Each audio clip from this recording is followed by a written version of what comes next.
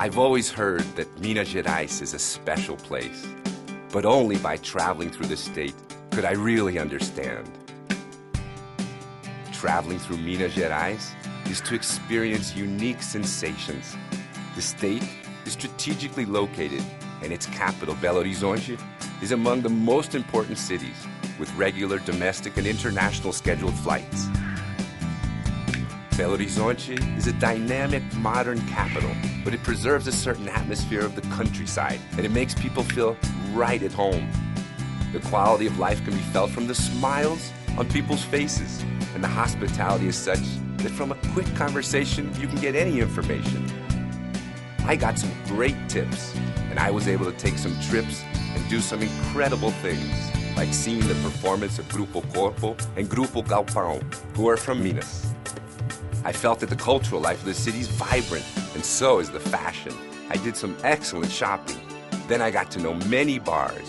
Belo Horizonte is known as the national capital of bars. And there are a lot of restaurants, incredibly varied culinary styles. So many delicious dishes. There's definitely no lack of variety. Visiting Lake Pampulha and the architectural works of Niemeyer can't be missed. The museums are really worth a visit. Around Belo Horizonte, there are so many trips to take. I went to some historical cities, did some cultural activities, swam in a beautiful waterfall, and saw some gorgeous countryside. The place is perfect for those who love adventure. Throughout the year, there are radical sporting events, like the BH 360 degrees, pure adrenaline and emotion in the competitions of hang gliding, downhill, rock climbing, trekking, and a whole bunch of other radical sports that leave you breathless. It's great. I just took a few bags on the trip, but I returned loaded with culture. Ouro Preto is an open-air history book, strolling around those little streets, entering the churches, visiting the museums is like entering another world. In Diamantina, listening to the musicians playing on the balconies of those old houses during the night serenade really touches your heart. In Congonhas, the Church of Bom Jesus de Matozinhos with Aleijadinhos prophets is beautiful. You instantly fall in love with the beauty of the view and the works of this incredible architect and sculpture. Visiting the historical part, I discovered that Minas has the largest collections of Baroque art and architecture in Brazil. In fact, the Baroque of Minas is unique in the world. There's no other like it. And since we're talking about art, they told me that I couldn't miss the Inhotim Center for Contemporary Art. I can tell you, I was amazed. They have beautiful works of art, and the landscaping is out of this world. Art and Minas are synonyms for me.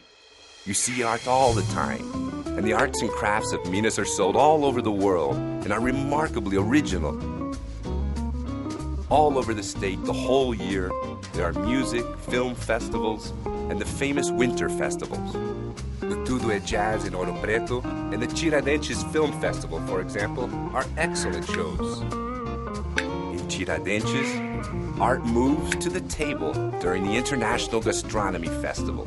The city simmers with the festival, and the pans too, mixing typical cooking of Minas with haute cuisine. The hospitality of Minas is like this everywhere. In any house you enter, you can try the authentic cheese bread and Minas cheese, not to mention the traditional sweets, the cachaça, that's always accompanied by a good story. I've always liked popular parties. Easter week in the historical cities of Minas is one of the most interesting parties that I've ever seen. It's an honor to participate in the processions. Independently of the faith, it's an experience not to be missed. I visit century-old farms in Minas. I drank milk right from the cow, took a horse-drawn buggy ride, rode horses in a landscape that only Minas offers. In fact, to relax, there's nothing better than the waters of Minas. I read somewhere that Minas is a whole bunch of waterfalls surrounded by mountains. There are big lakes with beautiful trips to be taken. In the thermal water springs, I took a mud bath and a massage, and I drank mineral water, which is good for your health. The weather at the springs is so pleasant, you don't ever want to leave. Talking about the weather, June and July are great months to travel in Minas. In the south of the state, I stayed at a chalet in the middle of the mountains, sitting in front of the fire, savoring a colonial coffee. Perfect ways of spending time at this season of the year. I did some incredible hikes in the natural parks of Minas. The landscape, it takes your breath away. I took a lot of walks through the valleys, up the mountains, crossing streams. I had no idea Minas scrublands were so beautiful. And in the Caraça Park, at night, sitting around a fire, I saw a guará wolf up close. It was incredible. And of course, I did all of the radical sports I could. It was worth it. Visiting the Royal Road was a thrilling marathon, because in all, there are over 1,400 kilometers of roads and paths, linking cities and villages, through which the Portuguese crown carried the riches from the interior to the coast. The Royal Road is a summary of what Minas is. It's possible to get to know some of its history, its people, its culture, all of this surrounded by lots of nature. Minas is a place to do business, good business, you can be sure. Belo Horizonte has the infrastructure with complete facilities to receive large events, including international ones, with the advantage that it offers lots of attractions for the business tourist in his leisure time. Cities like Juiz de Fora, Uberaba, Uberlândia, and Araxá are also ready to welcome events with all of the hospitality of Minas. After traveling around so many places, I discovered that Minas is so special that you must see it to believe it. Am I coming back?